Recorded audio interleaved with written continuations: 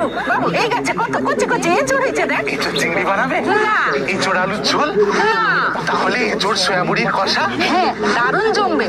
আজ বানাবো সুস্বাদু এঁচড় সয়াবড়ির কষা। প্রথমে এঁচড় গুলো হাতে তেল মেখে ছাড়িয়ে কেটে নেব।